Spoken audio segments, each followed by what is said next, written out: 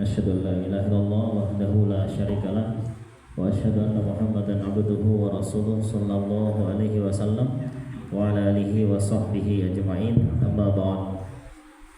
Puji syukur kita panjatkan kehadirat Allah atas limpahan rahmatnya sehingga pagi hari ini kita bisa menghadiri acara majelis ilmu, meskipun insyaallah tidak lama, insyaallah sekitar 30 menit karena kita ada takziah. Salawat dan salam kita aturkan kepada junjungan kita Nabi besar Nabi Muhammad sallallahu alaihi wasallam, para sahabatnya, para tabi'in, tabi'ahum, wa man tabi'ahum bi ihsanin ila yaumiddin. Dan atas kehadiran Bapak Ibu hadirin semuanya, mudah-mudahan Allah memberikan ilmu yang bermanfaat di dunia hatta akhirah. Nah, hari ini saya akan menyampaikan sebuah materi dari takmir, yaitu mengenal tauhid asma wa sifat. Sebagaimana kita ketahui bahwa di Muhammadiyah itu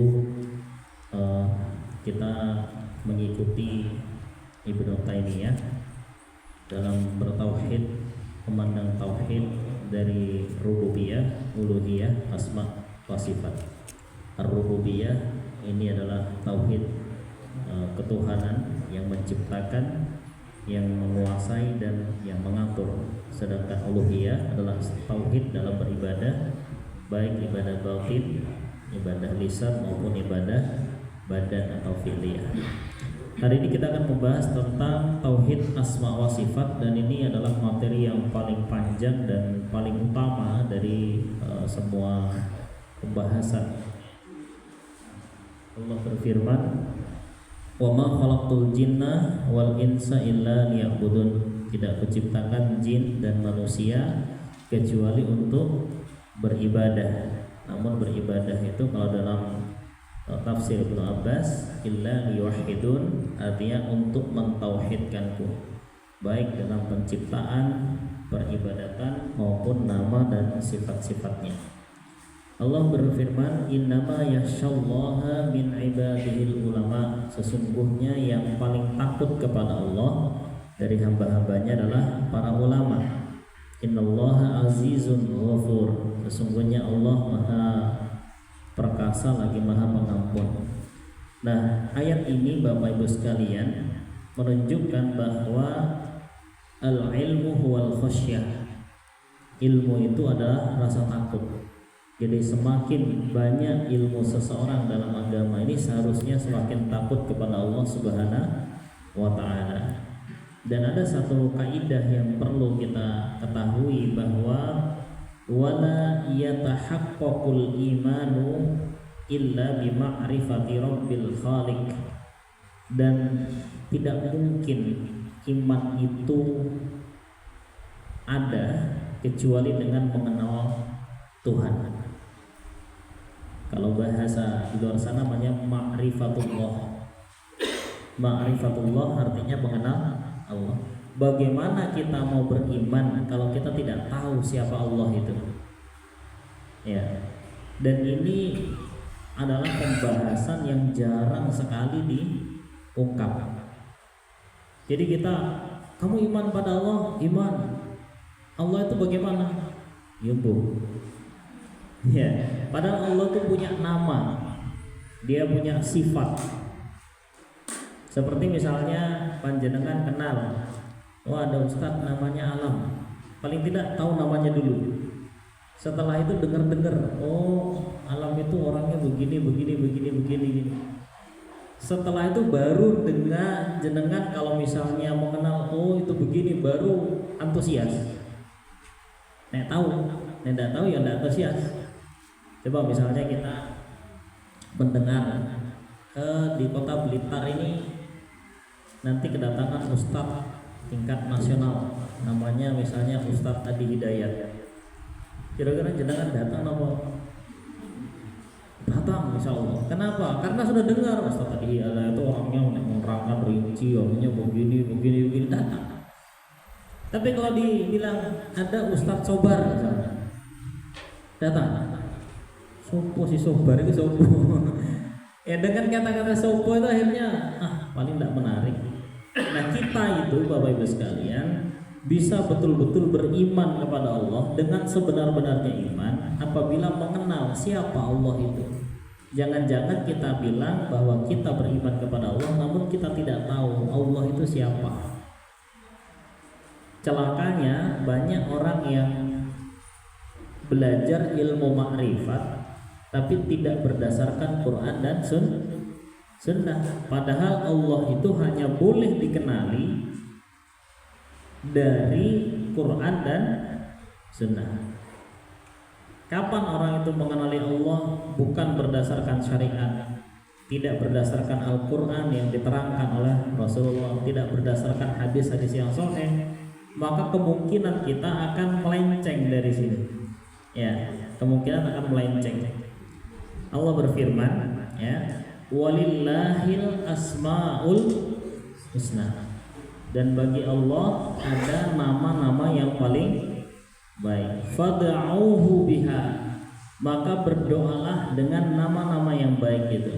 Wa dzarul ladzina yulhiduna fi asma'i, dan tinggalkanlah orang-orang yang menyimpang dari nama-namanya Allah.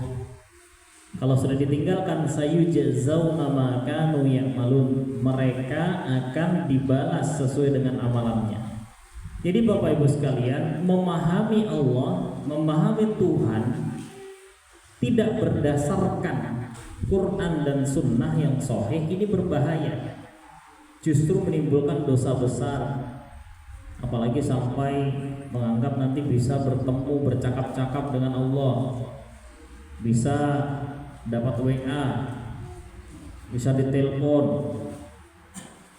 bisa menyatu dalam diri, bisa begini, bisa begitu dan sebagainya. Ini adalah orang-orang yang menyimpang. Jadi dia mengenali Allah tapi tidak berdasarkan sifat-sifat Allah dan nama-nama Allah yang diterangkan oleh Rasulullah SAW. Tidak jauh beda dengan orang yang mimpi ketemu Rasulullah. Mimpi ketemu Rasulullah, dapat amaliyah A, B, C dan banyak. Padahal ternyata amaliyah itu tidak sesuai dengan apa yang ada dalam Quran dan syariat. Tapi kan sudah ketemu Rasulullah dalam mimpi. Kata Rasulullah, kalau misalnya kita ketemu dengan Nabi dalam mimpi, maka setan tidak bisa menyerupai. Benar, dalilnya demikian. Setan tidak bisa menyerupai Rasulullah, tapi bisa mengaku-ngaku sebagai Rasulullah. Dia tidak bisa menyerupai Rasulullah, tapi bisa mengaku-ngaku Rasulullah. Maka para tabi'in dulu, tabi'in itu kan orang yang ketemu sahabat tapi tidak ketemu Nabi. Para tabi'in dulu kalau mimpi ketemu Nabi, konfirmasi ke sahabat, benarkah Nabi itu begini? Ternyata benar, itu Nabi benar. Ternyata Nabi tidak begitu, berarti itu bukan Nabi, itu jin yang mengaku sebagai Nabi. Nah zaman sekarang banyak orang yang ngaku-ngaku nama Nabi terus dapat amalan. Nabi pakai sarung, Nabi ngerokok, Nabi ini, Nabi itu. Nah ini berbahaya bagi kita yang tidak ngerti syariat. Yes, pokoknya betul benar itu. Nah begitu pula dengan kata-kata mengenal Allah, ma'rifatullah, tapi dia tidak mengenalnya melalui Al-Quran dan Sunnah. Saya cek dulu. Ini ada hadis sahih, tapi kadang-kadang pelaksanaannya keliru dan pemahamannya keliru tentang Asmaul Husna. Hadis ini diriwayatkan oleh Imam Bukhari. Hadisnya sahih. Haddatsana Abu Yaman akhbarana Syu'aib haddatsana Abu Zinad 'anil A'raj an Abi Hurairah radhiyallahu anhu anna Rasulullah sallallahu alaihi wasallam qala inna lillahi tis'atan wa tis'ina isman. Sesungguhnya Allah punya 99 nama, mi'atan illa wahidah, 100 kurang 1, 99. Man ahsoha dakhalal jannah, siapa yang ahsoha, menjaganya gitu ya, maka dia pasti masuk dalam surga. Oh ini keren ini Bapak Ibu sekalian, keren. Kerennya kenapa? Orang bisa hafal Asmaul Husna, ahso Asmaul Husna, pasti masuk surga. Tapi pemahamannya keliru. yang banyak diketahui oleh umat Islam itu justru hadis yang keliru. Pertama kita klasifikasikan dulu. Ada enggak dari panjenengan yang bisa menyebutkan Asmaul Husna atau hafal ya? Ada enggak? Membaca, ada yang bisa membaca? Ada bacaannya enggak? Ada? Biasanya kita mengatakan huwallahu alladzi la ilaha illahu gitu ya. Terus Ar-Rahmanu Ar-Rahimu Al-Maliku Al-Quddusu Salam gitu ya. Al-Jabbaru Al-Mutakabbir ya. Al-Khaliq Al-Bari Al-Musawwir Al-Ghaffar Al-Qahharu Al-Wahhabu Al-Razzaq Al-Fattahu Al-Alim Al-Qabid Al-Basit Al-Khafid gitu ya. Benar itu. Jenengan kok enggak menghafal kan? Ya, hadis itu diriwayatkan oleh Imam Tirmidzi. Saya bacakan sanadnya. Haddatsana Ibrahim ibnu Yaqub qala haddatsani Safwan ibnu Shalih qala haddatsana Al-Walid ibnu Muslim. Al-Walid ibnu Muslim ini adalah perawi yang dhaif. Al-Walid ibnu Muslim ini adalah perawi yang dhaif yang menurut Imam Ibnu Hajar Al-Asqalani ini adalah orang yang tidak boleh diambil hadisnya. Yang jangan kadang menghafalkan itu ternyata yang dihafalkan hadisnya dhaif. Untung aku turun menghafalkan. Allah, seandainya tak tahu ya bangga tak hafal gitu. Seandainya beneran ya tak hafal gitu. Ya, hadis yang tentang Asmaul Husna 99 itu diriwayatkan oleh Imam At-Tirmidzi, nomor hadisnya nomor hadis 7. Ada perawinya namanya Al-Walid ibnu Muslim. Ini perawi yang dhaif yang tidak boleh dijadikan hujjah hadisnya. Sehingga kalau jenengan terlanjur hafal nama-nama yang Ya Allahul ladzi la ilaha illa anta ya Rahmanu ya Rahimu ya Maliku ya Qudusu ya Salamu ya Mu'minu. Saya kadung hafal sih. Karena hafalnya dulu sebelum tahu kalau itu hadis dhaif. Ini hadisnya dhaif. Ada yang diriwayatkan oleh Imam Ibnu Majah juga ada. Nomor hadisnya 3861. Ya. Allahul wahidus samadul awwalul akhirul zahir al batin wal khaliq wal bari wal musawwir dan sebagainya. Ini juga hadisnya dhaif. Dan tidak ada satu hadis pun yang sahih tentang Asmaul Husna yang langsung 99 ini. Setelah diteliti, ini sebenarnya adalah hadis yang disisipi oleh ulama. Jadi hadisnya itu sebenarnya kalau dalam penjelasannya di Imam At-Tirmidzi, sebenarnya hadisnya itu kan begini ya. Haddatsana Ibrahim ibnu Yaqub qala haddatsani Safwan ibnu Shalih qala haddatsana Al-Walid ibnu Muslim qala haddatsana Syu'aib ibnu Abi Hamzah an Abi Zinad anil A'raj an Abi Hurairah qala Rasulullah sallallahu alaihi wasallam inna lillahi tis'atan wa tis'ina isman mi'atan ghairu wahidin man ahsaha dakhalal jannah. Hadisnya yang sahih sampai sini. Kemudian di depannya itu ada tambahan ulama. Huwallahu alladzi la ilaha illa huwar rahmanur rahim wal malik. Itu ucapan ulama. Sehingga hadis ini enggak boleh dianggap sebagai hadis. Yang sang hadis itu hanya sampai man ahsaha dakhalal jannah. Adapun yang Ar-Rahmanu Ar-Rahim Al-Malik dan sebagainya itu ada dalam Al-Qur'an dan tidak ada batasannya. Ya, ada di dalam Al-Qur'an dan macam-macam. Insyaallah nanti kalau ada waktu kita akan bahas satu persatu nama-nama Allah yang ada dalam Al-Qur'an. Karena apa? Kita tidak boleh menamai Allah sesuatu dengan nama selain yang disebutkan dalam Al-Qur'an maupun hadis-hadis yang sahih. Jadi kita menghafalkan, memahami Al-Asmaul Husna sesuai dengan hadis-hadis yang sahih.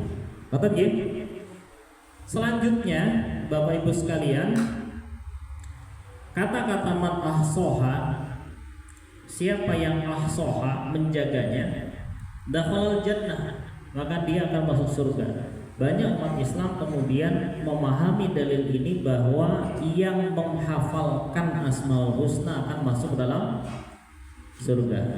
Padahal makna dari sarah hadis, makanya kalau mau memahami hadis harus berdasarkan sarahnya.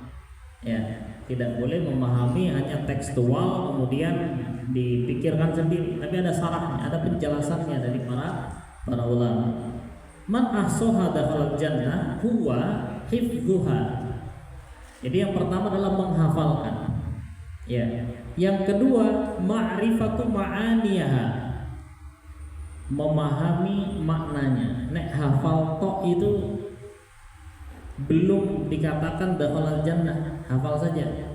Tapi harus paham maknanya. Wa du'a'u biha, dan berdoa dengan nama-nama tersebut. Doa meminta rezeki, ya Razzaq, ya Razzaq. Minta apa? Ya Aziz, ya Jabbar, dan sebagainya. Wal amalu bi muhafidhiha, dan beramal dengan nama-nama tersebut. Contoh, kita melihat Allah itu adalah Al-Basir. Allah itu zat yang maha melihat. Melihatnya Allah tidak seperti melihatnya manusia. Dia tidak terbatas. Dia melihat apa saja, di mana saja. Maka dengan seperti itu kita menghadirkan muraqabah dalam diri kita.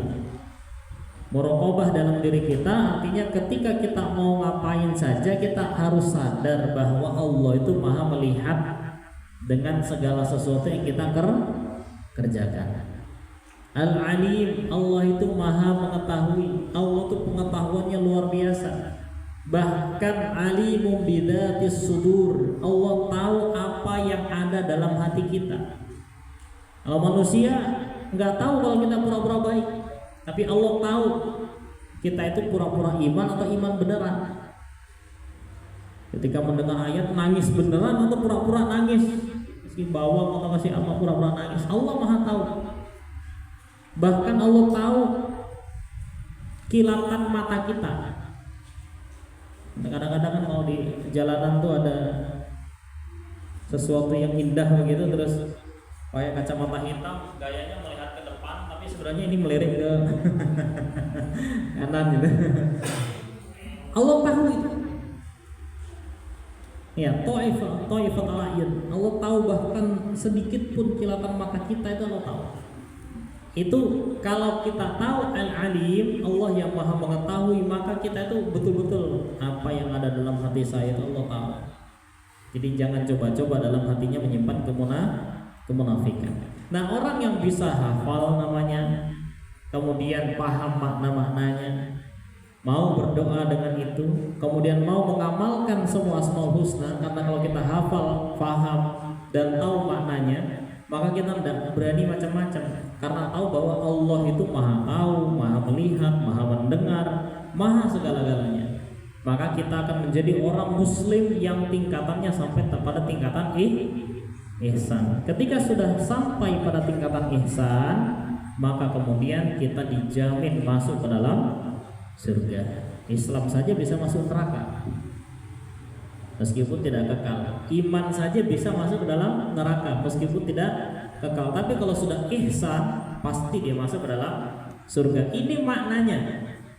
Ini makna dari hadis yang selama ini kita pahami bahwa Asmaul Husna ada 99, kemudian kita hafalkan pasti surga. Yang benar adalah nama Allah itu banyak sekali jumlahnya, bahkan tidak terbatas pada hanya 99. Nah, ahsa menjaga itu betul-betul paham apa arti nama Allah, kemudian berdoa dengannya dan berusaha untuk mengamalkan apa isinya. Allah itu Jabbar misalnya, Al-Mutakabbir, Allah itu maha sombong. Manusia nggak boleh sedikit pun mengambil kesombongan.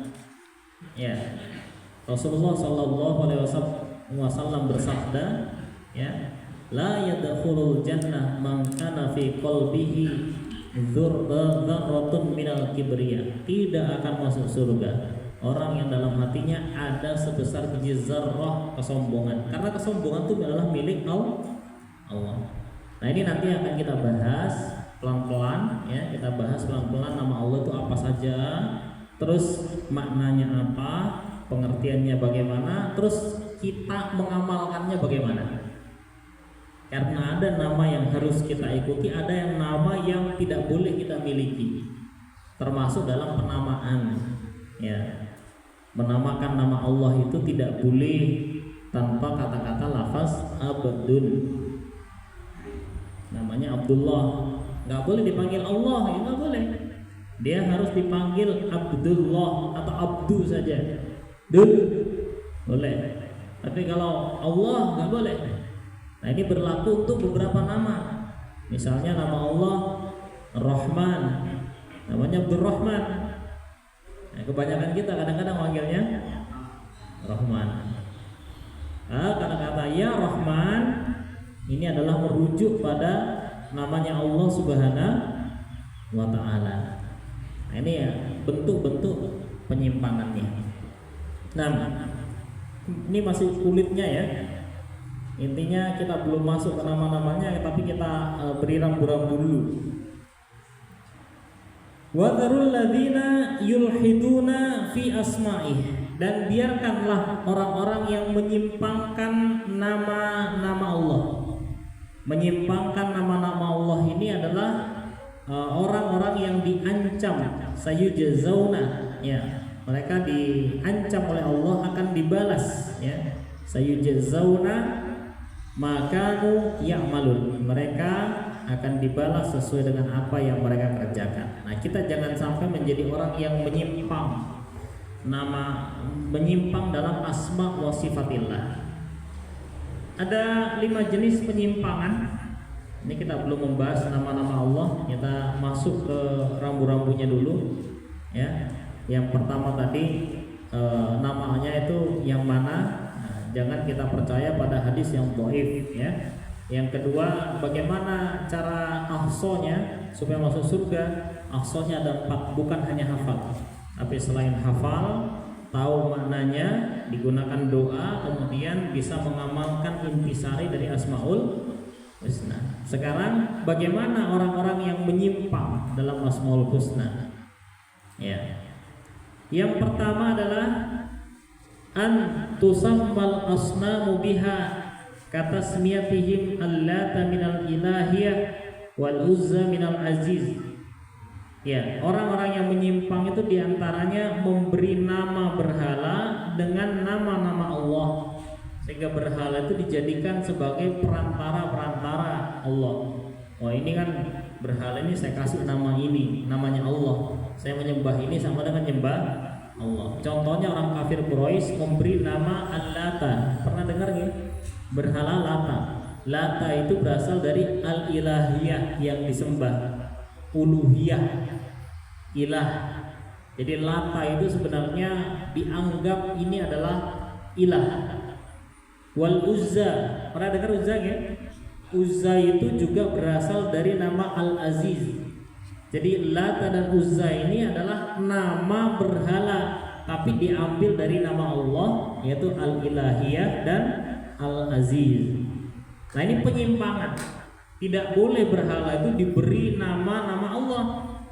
Ya, tidak boleh diberi nama-nama Allah kemudian disembah. Yang saya sembah ini berarti adalah Allah. Ya, tidak boleh ya. Ada seorang ulama yang menerangkan, kalau orang menyembah Nabi Isa tapi yang dilihat di situ adalah Allah, maka dia masih boleh. Ngawur itu. Gak boleh. Allah tidak bisa disamakan dengan yang lain.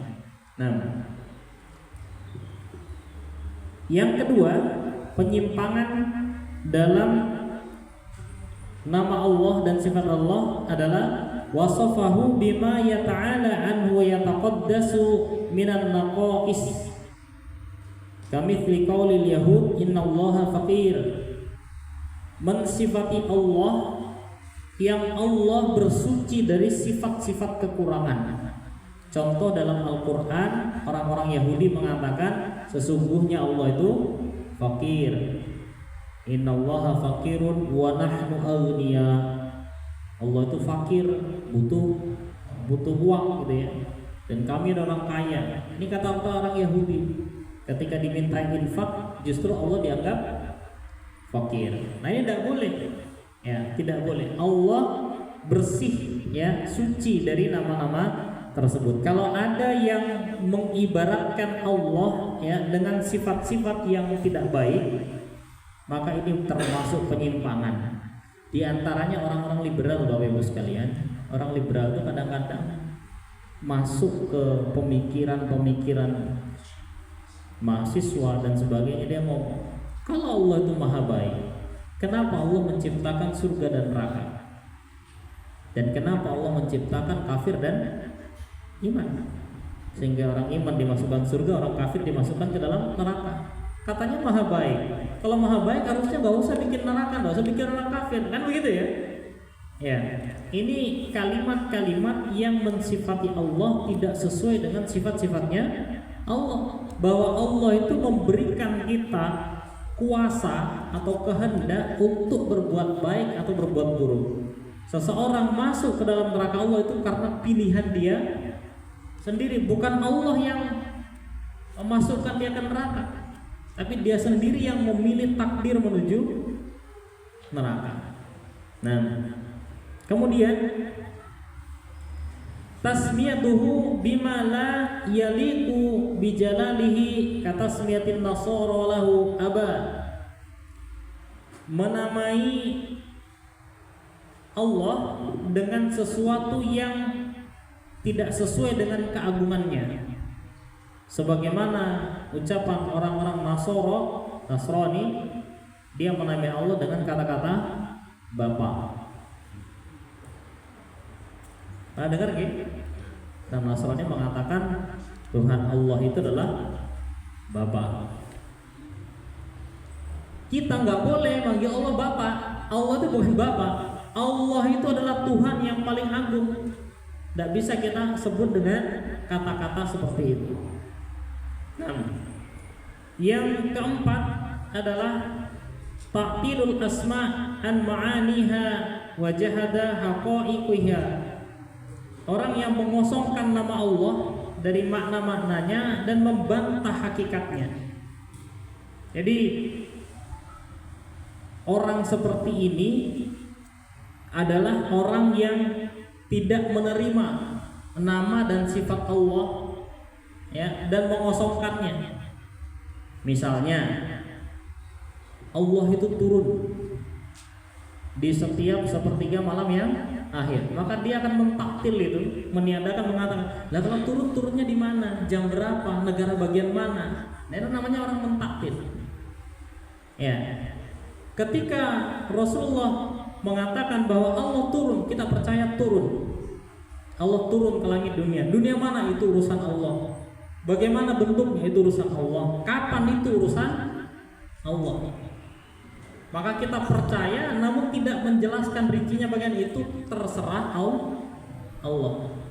Dan yang terakhir adalah tasbihun sifatihi bisifatil khalqihi bisifatil khalqihi. Mentasbihkan, menyamakan sifat Allah dengan sifat makhluknya. Ini tidak boleh.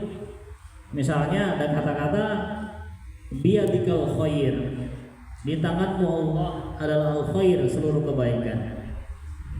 Maka kita tidak boleh menyamakan bahwa tangan Allah itu sama dengan tangan manusia. Biasanya ada itu gambar yang begini, Pak. Jadi ada telapak tangan dua, terus ada foto di tengahnya. Pernah lihat gak ya? Ini ada telapak tangan dua begini, biasanya dipasang di motor atau di kendaraan, terus di tengahnya dikasih fotonya. Dia mengatakan, aku ada di tangan Allah. Ya benar, kita tuh ada di tangan Allah, tapi jangan kita samakan tangan Allah dengan tangan gambaran kita. Ini namanya tasbih. Jadi kata firman Allah, wa dzarul ladzina yulhiduna fi asma'ihi.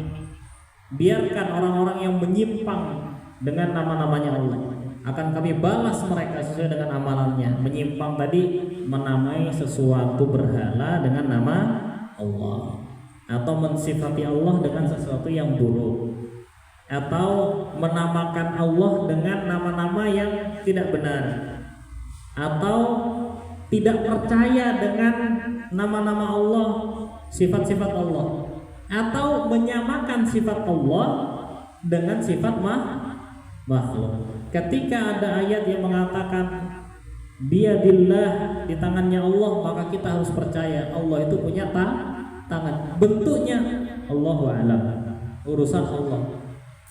Ya, Allah itu turun. Ya, Allah turun dari langit ke langit dunia. Bagaimana caranya? Allahu a'lam. Bagaimana bentuknya? Allahu a'lam. Nah, ini namanya tidak menyimpang dari nama-namanya Allah. Jazakumullah khairan, habis waktunya. Ini baru kulitnya ya, kulit tauhid dari asma wa sifat. Yang pertama adalah kita harus memahami, menghafalkan dan paham maknanya serta mengamalkan dari Asmaul Husna. Dan sekali lagi, kalau kita percaya selama ini bahwa Asmaul Husna itu di hadis yang tadi, ya Rahmanu, ya Rahimu, ya Maliku, ya Qudusu, ya sampai 99 itu adalah hadis yang dhaif. Bukan menghafalkan itu maksudnya, tapi betul-betul paham nama, makna, dan mengamalkan nama-nama Allah Subhanahu wa Ta'ala. Nah, jazakumullah khairan, itu yang bisa saya sampaikan karena ini ada takziah. Mungkin sebelumnya ada yang mau bertanya, 1-2 orang. Dipersilakan. Ada? Oh iya, monggo Anda. Assalamualaikum warahmatullahi wabarakatuh.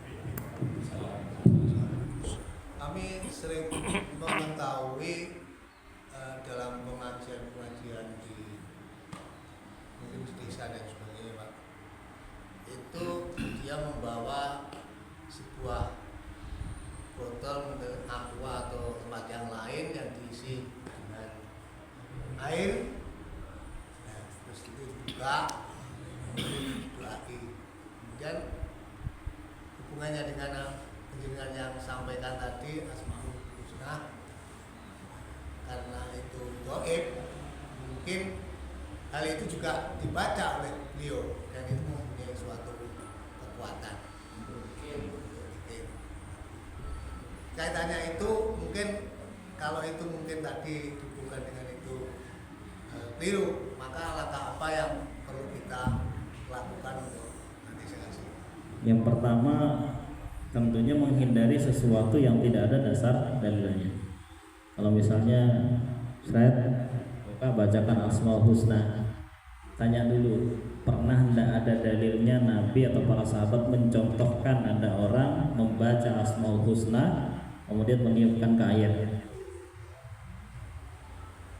Kalaupun ada, coba tunjukkan hadisnya Asmaul Husna itu yang mana. Kalau hadis yang dimaksud tadi sudah saya jelaskan bahwa ini adalah hadis yang dhaif. Nah, kemarin ada orang juga yang bertanya, Ustaz, ada sholat awani.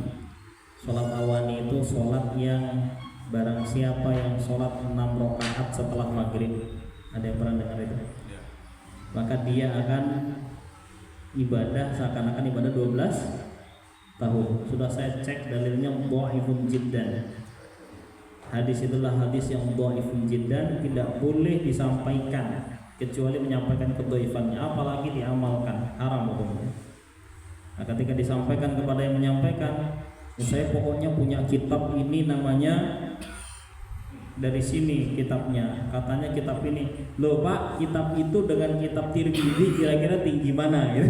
Kalau di Tirmidzi saja beliau mengatakan ini hadis dhaifun jiddan, kenapa kok yang bawahnya ambil gitu.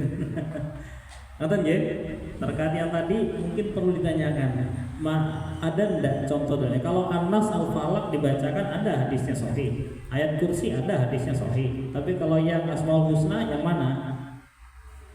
Nah, itu perlu dipertanyakan. Jadi kita tidak beramal kecuali dengan yang ada tuntunan dari Rasulullah Shallallahu Alaihi Wasallam. Dengan catatan jangan juga membid'ahkan ya. Oh itu berarti bid'ah, jangan gitu. Ya, level kita tuh tidak sampai boleh membid'ahkan. Kalau tidak tahu tidak usah diikuti gitu saja. Ngerti nggih? Cukup kira-kira? Oh masih ada satu. Monggo. Oh dua. Monggo. Adakah nas yang mengharuskan menghafalkan Asmaul Husna ini? Karena saya pernah dengar ada. Nah ini yang tadi saya jelaskan bahwa yang kata-kata menghafalkan Asmaul Husna yang 99 itu hadisnya dhaif dan pengertiannya yang keliru. Yang perlu kita pahami adalah nama itu namanya apa, maknanya apa, kita amalkan. Itu namanya ahsoha. Salah dalam mengartikan dalil. Ya. Monggo Bu, terakhir. Cukup? Cukup ya? Jazakumullah khairan. Kita tutup dengan doa. A'udzubillahi minasyaitonir rajim. Bismillahirrahmanirrahim. Alhamdulillahirabbil alamin.